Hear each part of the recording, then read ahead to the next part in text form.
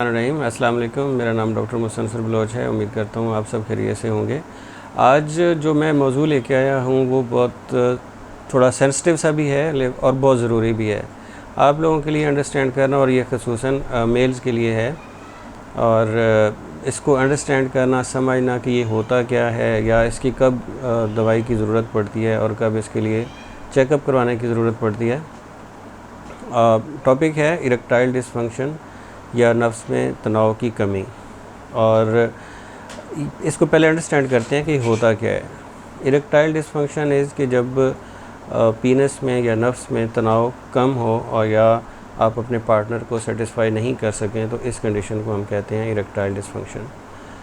Now इसको समझते हैं कि इसकी वजूहात क्या होती हैं, या पहले हम इसको देखते हैं कि इरेक्शन क्या होता है या नफ्स में सख्ती या तनाव क्या होता है।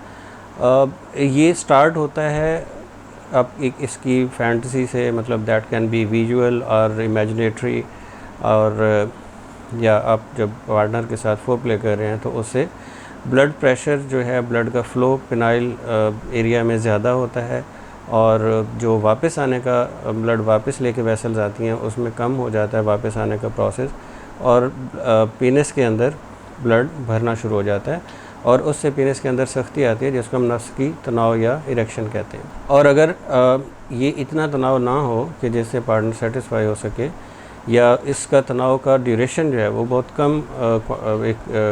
कम टाइम के लिए हो, तो उसको इरेक्टाइल डिसफंक्शन कहते हैं, या जिसमें प्रॉपर इरेक्शन नहीं हो पा रही।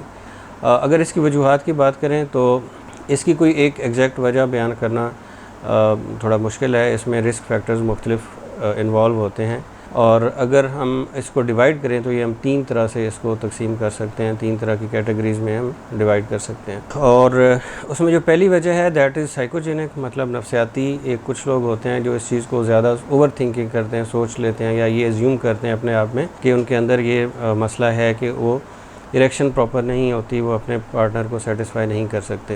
दैट एंड सेकंड इज़ वेसोजेनिक, अगर कोई वेसल्स जो ब्लड वेसल्स की जो पिनाइल एरिया की ब्लड वेसल्स हैं, अगर उसमें ब्लड का प्रेशर या ब्लड का फ़्लो कम हो जाए तो वो भी एक इसकी एक टाइप है, इसकी वजह हो सकती है। And third one is traumatic, अगर कोई ट्रॉमा हो गया, कोई इंजरी हो गया जिससे पिनाइल एरिया की ब्लड वेसल्स कोई डिफेक्ट आ गया है, उसमें ब्लड कैरिंग कैपेसिटी जो है वो कम हो गई है, तो उस वजह से भी ये हो सकता है। और इसके अलावा अगर हम बात करें तो सर्टेन मेडिकेशंस हैं, कुछ मेडिसिन इस तरह की होती हैं, और इसके अलावा एडिक्शन है, अल्कोहल एडिक्शन जो है वो, या स्मोकिंग अगर कोई ज़्यादा कर रहा है तो उस वजह से भी हो सकती है। जिस तरह मैंने पहले बात की थी कि इसके सर्टेन कोई पेट ऑर्गेनिक कॉज हम नहीं बयान कर सकते, इसकी मुख्तलिफ रिस्क फैक्टर्स हैं।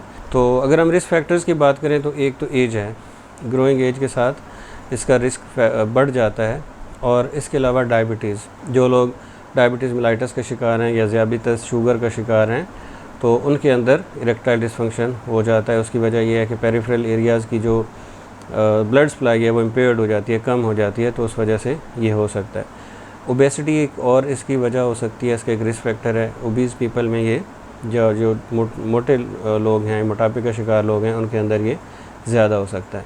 और तीसरी है डाइटरी हैबिट्स, खुराक जो मतलब हम खाते हैं या उसका इस्तेमाल, उसको कब खा रहे हैं, कैसे खा रहे हैं, उसकी डाइजेस्टिव इश्यूज़ जिनको लोगों के होते हैं, तो उनके साथ ये प्रॉब्लम ज़्यादा हो सकता है। उसके अलावा इम्बैलेंस डाइट भी है, उसका एक फैक्टर हो सकता है कि अगर जो ज़रूरी वाइटामिन्स हैं या जो मेटाबॉलिक रेट है सेडेटिव लाइफस्टाइल की वजह से वो हमारा कम हो जाता है, तो उस तरह से उसको एनर्जी नहीं मिल रही होती, तो ये एक और वजह हो सकती है, उसका एक रिस्क फैक्टर हो सकता है। इसके बाद अगर हम बात करें तो that may be due to anxiety, stress और डिप्रेशन।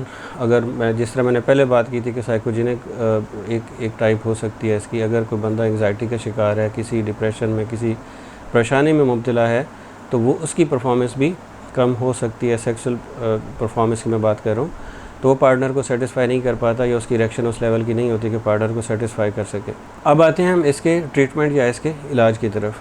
तो सबसे पहले एक बात याद रखिए, कोई भी किसी भी तरह का आपको कोई प्रॉब्लम फेस कर रहे हैं मेडिकल, तो सबसे पहले अपने डॉक्टर से मशवरा करें, कंप्लीट शेयर करें, उसके डायग्नोसिस करवाएं और उसके बाद उसके ट्रीटमेंट की तरफ जाएं।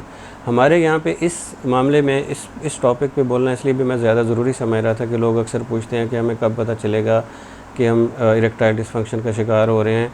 और इसका क्या इलाज हो सकता है, क्योंकि हमने फ़लाँ से पूछा था तो उसने ये दवाई दे दी, और फ़लाँ से पूछा था तो उसने कहा था कि इतने पैसे लगेंगे। तो बहरहाल इसमें बहुत सारी चीज़ें हैं। जब तक डायग्नोज ठीक तरह से नहीं होगा, ठीक तरह से तशख़ीस नहीं होगी, तब तक उसका इलाज करना मुमकिन नहीं होता। और किस तरह का इलाज करने की ज़रूरत है, मिसाल के तौर पे जिस तरह मैंने पहले वजूहात में आपको बताया कि इसकी एक वजह डायबिटीज़ हो सकती है। अगर डायबिटीज़ का मरीज़, उसकी डायबिटीज़ या उसकी शुगर कंट्रोल नहीं हो रही, तो उसको उस वजह से इरेक्टाइल डिसफंक्शन का मसला आ रहा है, तो सबसे पहले हम उसका डायबिटीज़ को या उसकी शुगर का इलाज करेंगे।